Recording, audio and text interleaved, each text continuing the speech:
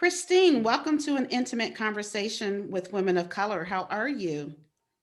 I'm well. Thank you so much for having me. Hi. Hi, it's my absolute pleasure. And so I want to introduce you to our listeners. So this week's guest is Christine Cariño, a brand advocate, a transformation catalyst who interweaves her transformation journey and training with her success and experience in corporate as a talent acquisition expert. So we both have HR in our regular jobs in common. Christine transitioned to become a transformation coach in service of making a deeper impact and contribution in creating a loving, inclusive, and equitable society. I love all of that. Christine earned her diploma in coaching from New York University. Christine, tell us more about you. Yeah, thank you so much for that introduction. And I am the founder of Conscious Drive LLC. And like what you said, in Parlay, it's established with the belief that when we as human beings are thriving consciously, we make better choices and we it ripples through our family and to our community. So the work that I do is making sure that the results that we're creating is consciously aligned to who we are.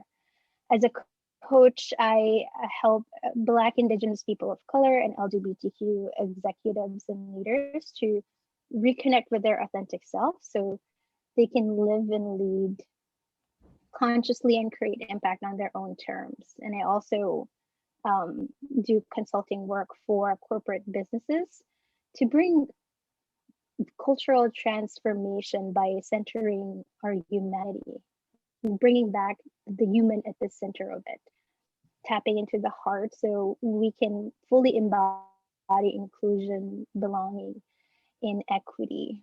I've facilitated workshops internationally with partnerships with some LGBTQ organizations in Greece and in the Philippines.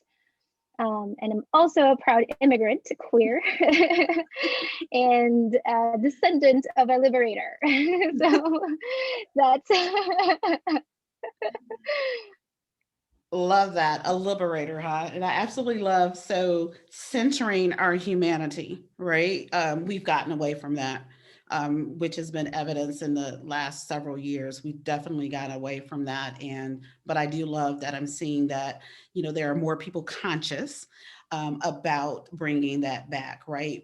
Bringing that heart back and respecting people from that perspective. So, thank you for what you're doing. And for sure, I love thrive. So conscious thrive, I love thriving, right? Not just Mhm. surviving, but thriving. And that's very key. So doing some great work. So from the perspective of a woman who is an immigrant of color and queer, as you've shared with us, why is it important for women of color to have a platform to use their voices? It is very important because we historically we have really not been able to have the platform to amplify these voices or share our experiences. It allows us to fully embrace our lived experiences as women of color and to not only share that within this space but also cultivate that belonging for others as well, because when people share their stories, especially women of color, it allows for other people to follow through, other women of color to follow through, right? And I always say that our story might be a lifeline for someone else. So having this platform is so important because it might reach someone who's literally looking for an answer in that moment, and you just allow them to receive it. Yes, absolutely. I definitely, say shine your light. You shining your light is shining light on a path, right? So a person now can see their way where they need to go because of your light. And when you're not, you're not giving somebody else permission to do the same, right? So to turn that around Mm, and flip it, when you are living, when you're thriving, when you're doing what you're supposed to do, what you were created to do, you're giving other people um, the okay, mm, the authority to do the same. Yes. So that's And the awesome. permission for themselves. Absolutely, absolutely. So I know that, we talked before about what's going on in the Asian American community, right? The racist attacks that's being perpetrated primarily against elderly, also, of course, with women, because that's what we're talking about here. Um, how are you using your voice specifically for this to help in this area? Yeah, it's so important to share my input in within my lived experience as an Asian American, but also be able to amplify what has been going on within the community. And as like sharing within this context and how I've seen it, because I'm just literally learning as an immigrant, right? I've only moved here 10 years ago. Oh, So it was definitely a crash course on history and American history and a lot of these things for me. But what I've noticed is um, Asian women's voices have been so invisible because of where it highlights. mm, What I mean by that is sometimes because of this whole idea of model minority, it highlights only our successes but never our struggles. It only highlights where what we have done, our education, how great we are, but never our lived experience as a, as a community or group of people that are experiencing racism and systematic oppression as well. So I'm amplifying historical context that needed to be said, and it has been overdue.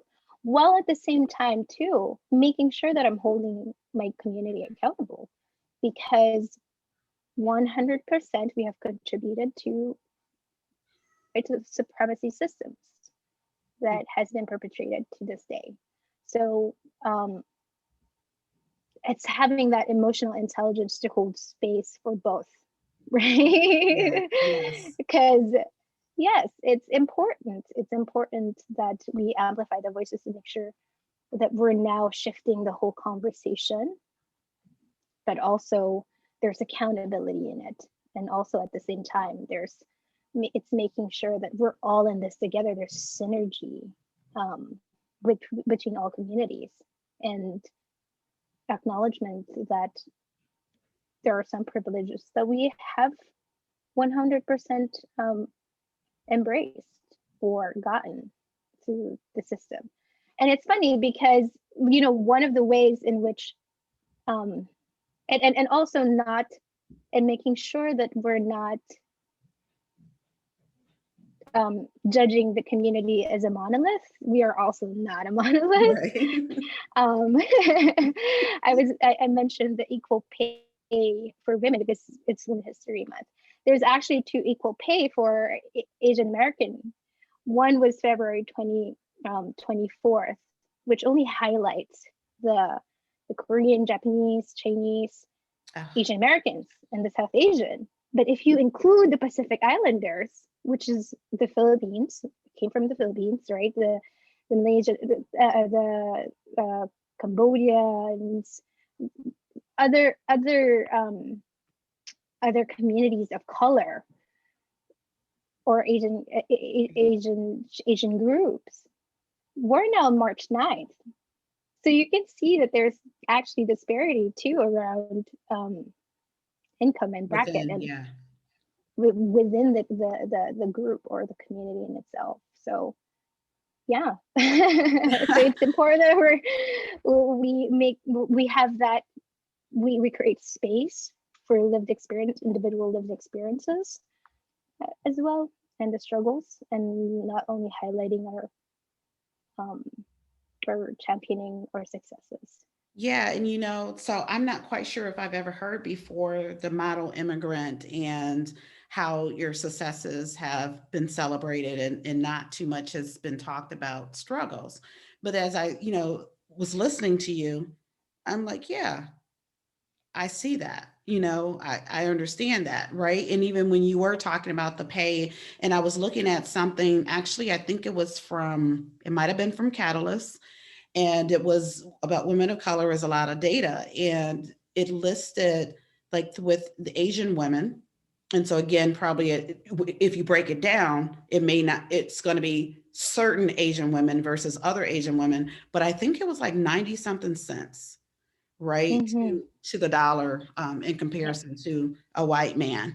And so I was like, so again, when you were starting the conversation, I'm thinking, you brought up equal pay. I'm like, y'all right there, based on what I saw. But then again, right, it's not a monolith. You can't put everybody in there. And you just pointed out to two different dates, right, to Yeah. take in consideration. And Right. yeah, and what as you've seen and going with this whole model immigrant is that probably a lot of people just put their head down, right? Like, Mm-hmm. let me just put my work down. Let me just, do my work. Let me just, excel at what it is that I'm doing and just kind of stay out of the way, Right. right? Right. It's that's the model minority myth, right? It's really just basically saying yes to the system that, again, give we were let's be clear that model minority is dangerous, and it only serves white supremacy systems, period. It's not it's not okay to continue. And within the community, we've been really, using our voices to make sure that we're dismantling this, Yes. because it has not taken us into consideration in a lot of ways, our humanity and our individuality.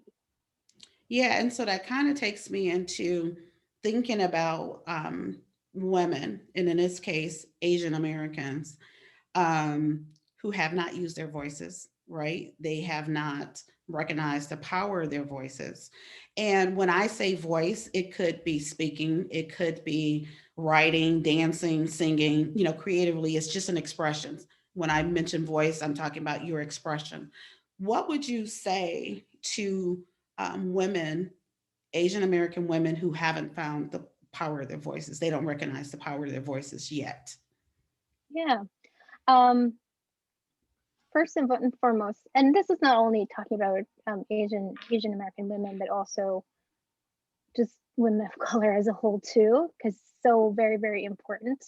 The first thing is to really do the work to reconnect to who we are, Mm. because we have been the community who has assumed identities that are not ours to begin with. Come on.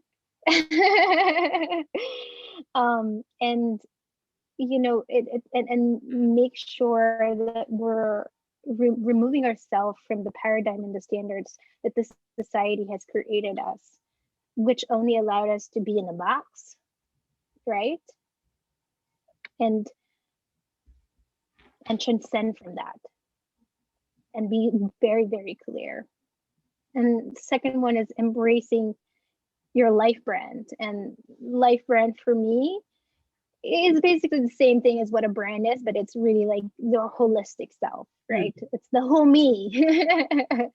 Embrace your life brand, and that doesn't only include all the unique ways in which your gifts, your lived experiences, right? It's also your commitment and your values. What are you committed to? What do you stand for? And how do you want the people around you in the world, how do you want them to experience you? That's that's your unique life brand. That's really what it is. It's embracing that as a whole. And so, um oh, go ahead. and I think get used to using your voice is so very important as well, because we have not been used to our own voice, like the sound of our voice, because Yeah. right, we have been muted, we have been shut down. So really getting used to how our voice sounds, and making sure that we know that it's familiar and that it's ours, and not anyone else's. So you know, I'm hearing you, and I'm hearing the choice of words that you're using, and there's lots of meaning and power behind those words. So how do you want the world to experience you? So when you started saying that, you know, I'm thinking, oh, she's going to say, how do you want the world to see you? That's not what you said. You said experience. Tell me Yeah. about that. Yeah. Well, my last name is Cariño, and it's actually Spanish. It means dear, love, or darling. That's what I want the world to experience me with. That in every interaction that I have with people and the work that I do, that they're experiencing love for me, that I'm embodying that I'm really integrating that or communicating that to people. And I actually, that's like my heart's mission, that for every single person that I meet to feel 1% more loved than the first time that I met them. So That's beautiful. yeah. It absolutely is beautiful. I mean, you said some other things, and again, the choice of words. I do believe that that's been very intentional, and so I've enjoyed hearing those. So I want to kind of talk about deferred dreams, delayed dreams, and so this is something I do it in honor of my sister. She wrote a book, Dreams Deferred, and you know, it's in honor of her writing the book. She passed last year. And so I want to encourage women to think about any dreams that they've deferred, delayed, in you in particular, and what you've done about it, right? So what less can we take from you if you've had such an experience? Mhm. Yeah. First of all, I'm so sorry to hear that. I do not understand how that feel and how painful that might be, but I'm so happy that you're celebrating her and remembering her this way. And you're still amplifying her voice, which is such a beautiful thing. So incredible work, Janine. Um, one of a deferred dream that I actually uh, had, because it's no longer a deferred dream. So when I graduated from college, I went to school in the Philippines. I graduated from college, and I was so excited because I saw a poster, um, and the our Peace Institute, and they're looking for a social work to go to Mindanao, which is the southern part of the Philippines, and it's war stricken. It's war stricken because there has been the Muslim community has been wanting to have their own independence, but our government actually has been doing all this, like, no, you're part of this country, you're not gonna get your independence. So it has been war stricken, and I wanted to do that. So I came home so excited and told my mom about it. It's like, oh, now I know what I want to do. Right?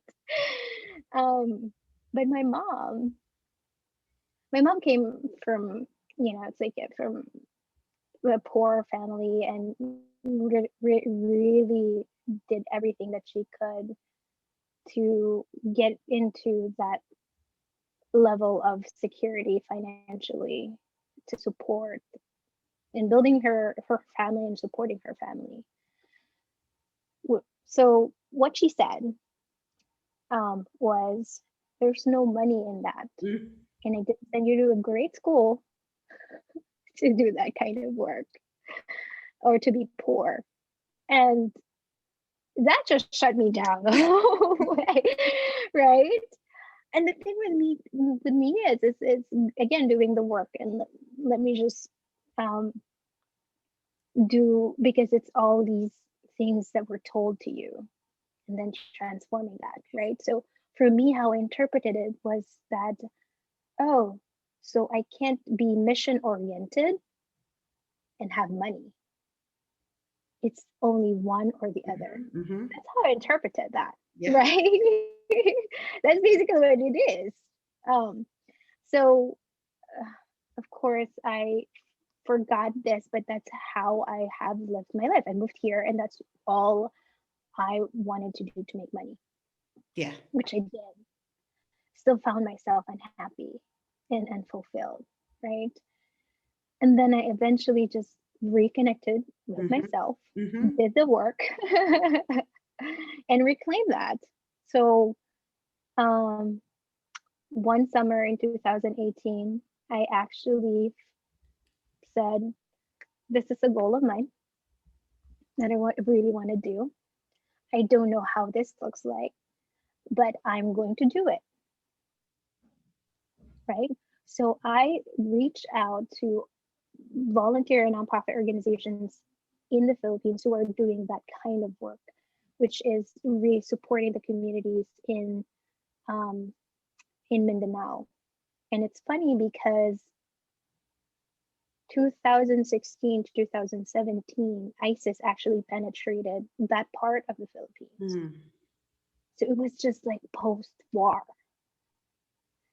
And I was able to find a nonprofit organization that is training communities to be um, peace oriented, how to be at peace in the midst of war, in the midst of conflict. And oh my God, it was a life-changing experience. I'm so happy that I did it. And yeah, that was a deferred dream. After that, I was literally, I can die. Right? You reached it. You reached the pinnacle. Yes. So listen, let me tell you, the conversation your mom had with you, I had with myself. When I graduated high school, and went to college, I was going for social work. But then I'm like, you know what? There's no money in this unless I get a master's. And I Mm, wasn't going to do that. I'm like, I'm not trying to do that. So I deferred that.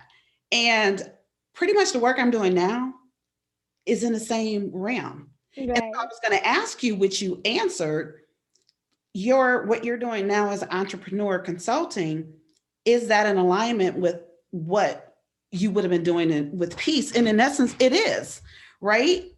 So I was going to kind of ask you, how did you get into, or what made you go into doing the consulting work? But you answered that, right? It was a deferred dream that you've now realized that. So Yeah. yes, yes, yes, yes. And funny because it's actually so another deferred dream was going into law school, being a lawyer. And I reclaimed that recently in 2019. I said, I'm going to be a lawyer and pretty much, um, advocating for this community and the international community. Um, what made the most impact for me that got me into urgency was Kobe's death, and I shared the story within another platform. It was actually Kobe's death that got me so present with time Mm, that I had to ask myself, if you only had 10 years to live, what would your life look like?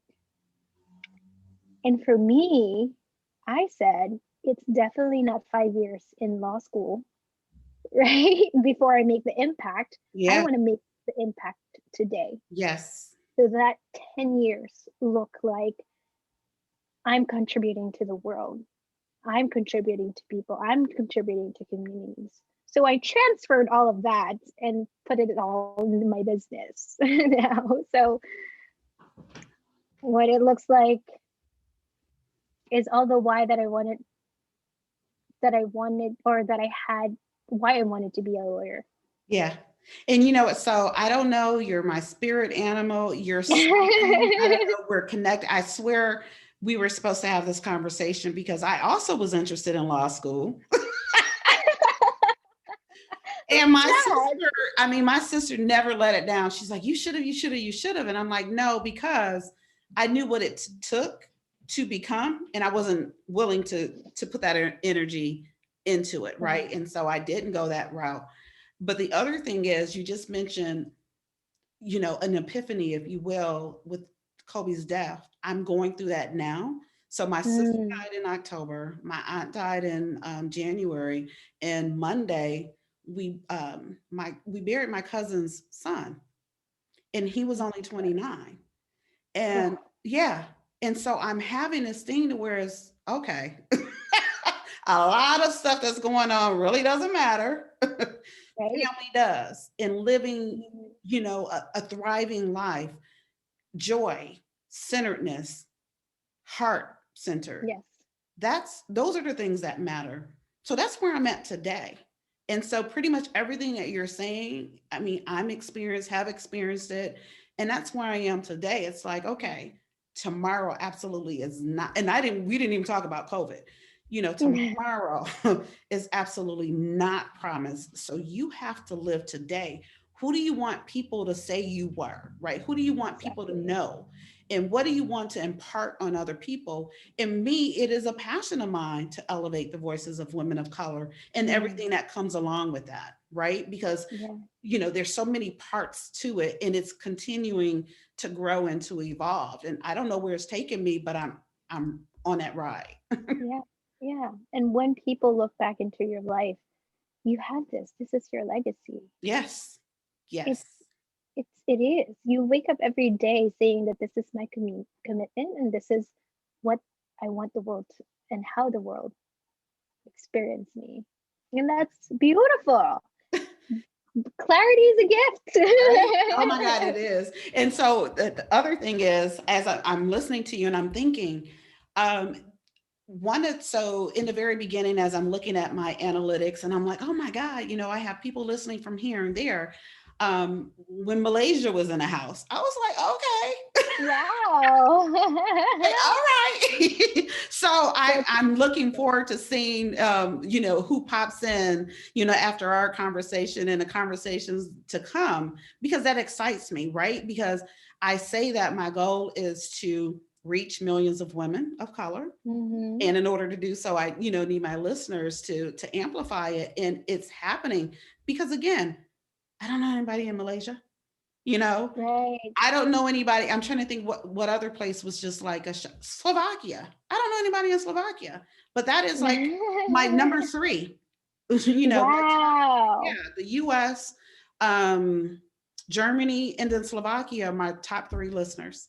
That is Locations, wow. That's Mhm. incredible. Right? And then here's the thing: it's not even just. And then when I look at Slovakia, there's like four different cities that people in Hmm. Slovakia are listening. Like, how did it get around Slovakia? Yeah. And now we're like, it's like, where's the women of color communities in Slovakia? I know. So, I mean, it's all super amazing. And again, so, and I say to people, and I posted this the other day, you don't know the extent of your reach. And No. I shared that, like, you don't know the extent. Like, who would have ever thought, So, Hmm. but yeah, And you don't also know if they have enough resources to support them in their journey. right. I don't think Malaysia actually has that resource because, talking about colorism, in one of the platforms before, Malaysia, the Asian Hmm. region Hmm. has a huge colorism in that. Oh, Singaporean, the Chinese Singaporeans and yes. Chinese Malaysians, they don't consider themselves as women of color. Their proximity to whiteness is so Uh-huh. close, Yes. but there are darker skinned women of color that is feeling the burnt of and pressure and exhaustion over otherness. Yes. Oh, no. And I've seen firsthand because so I've traveled to Hong Kong. So, Mm, yep, I was on the Hong Kong side, the Kowloon side, so both sides, and I remember it was possibly a Sunday, and it was the day the domesticates had off, right? Because they all were mm, in the city center, and you can probably guess what it looked like or who were the domesticates, right? The maids, um, and it was obvious, yeah, it was not the lighter skin. Of yeah. course, it was the brown skin. And you Yeah. see that in Crazy Rich Asians too. I love the movie, and I'm glad that we're highlighting these stories. But if you looked at who were Yeah. serving, Hmm. right, who were the helpers or Yeah. the nannies, and they're darker skin. Yes, they are. always everywhere. Then go to Singapore. Same thing there. The men who were the bellmen at the hotel, again, darker skin. And so I share that with people. It's like it is about the color of your skin, period. Period. Mm. Right. And it doesn't Mhm. matter where you go. It's always, and you said it, the proximity to whiteness. And that's the definer, right, for people.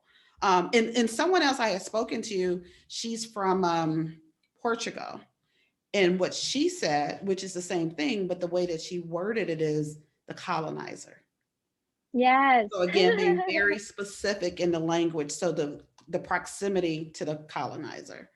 And Yes. so, yeah, I mean, it's so deep. Oh my God, we can, go down whole bunch of different lanes, talking about all of this. But yeah, it is definitely, your color of your skin, depending on where you are, you can pretty much always guess who's going to be on the lower end. Right. Exactly. And I saw this wheel. Um, it's just like a wheel of privilege, and I loved it so much because it actually allows people to highlight where are they in proximity of power, because in the middle is power, Mm, right?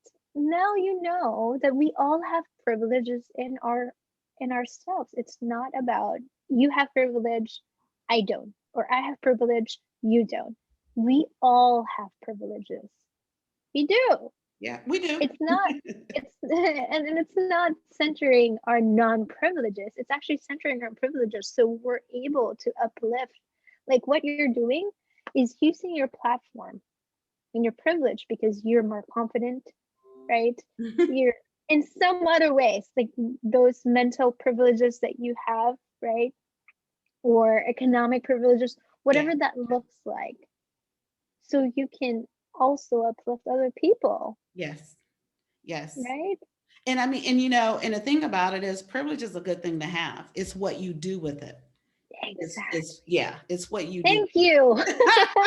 Right? That part. It's Such what you a do with it. contentious term that everyone is just so allergic. What do you mean I Yeah. have privilege? Yeah. Yes. Yeah, yeah, we absolutely do. It's about what you do with it. So, Right. all right, so it's March, which is Women's History Month. So, what woman has impacted you the most and in what way? I have two. Can I Okay. say two? One is really my ancestor. I said I'm a descendant of a Filipino liberator. Her name is Gabriela Silang, and she actually led the liberation movement when the Spanish colonized the Philippines. And talking about privilege, she actually had privilege because her last name is of the colonizer, right? And um, she was raised by the Catholic Church. Okay. So it's the ilustrado. It means that they're like in the higher level of income. But she used that privilege. She actually renounced that privilege and Mm, basically fought for um, for people to be liberated, for Filipinos to be liberated in this time. So did she succeed? In some way, she did, yeah. but she has definitely impacted the work that I do. I always just like think of her whenever I do something really big. It's like I hope I'm taking my work as as an honor to what you've done, because the work that I do is of liberation. I really want people to feel free, to achieve what they want to achieve, to live the life they've always meant to live Yes. beyond what you're told, right? So that's really she has definitely impacted me. And the second one is Harriet Tubman. I didn't know of her story until recently, and I was just so in awe of how courageous she was, of how unconditional, and it's the same thing. It's like she was a liberator. Yeah. She I love used her privilege, like her freedom. it. He said, I am not free until everyone is free. I'm bound to their freedom. So I'm going to go back and make sure that they come with me. And that's really it. Yeah, It's right. It's like that feeling and acknowledging that our liberation is bound to each other. I And love that. Our liberation is bound with one another. mhm, That's nice. yeah. Absolutely it is. Absolutely. And so I was thinking about it's a piece of art and it's a painting of Harriet Tubman and she's reaching back. So Hmm. she's doing exactly what you're saying. And I'm also thinking about how, you know, don't look down upon a person unless you're lifting them up, right? And or make sure you're reaching back to pull somebody along with you. So Yes, all of that, always. is pretty much what you're saying here. So And Christine the she's also liberator. short like me. So Or like any me, that's why I'm like, mighty women in smaller packages, okay? exactly. Mighty women in smaller packages. So that's beautiful. So as we wrap, what do you want to leave our listeners with? I definitely want to um, leave us leave with the message of give yourself permission to fully express all that you are, because the world is so much better when it experiences the real you. Nice. Very nice. I appreciate you. So, Thank you, Christine Denise. Cariño, thank you so much for sharing and lending your voice to an intimate conversation with women of color. And enjoy the rest of your day. You too. Thank you so much. You're welcome.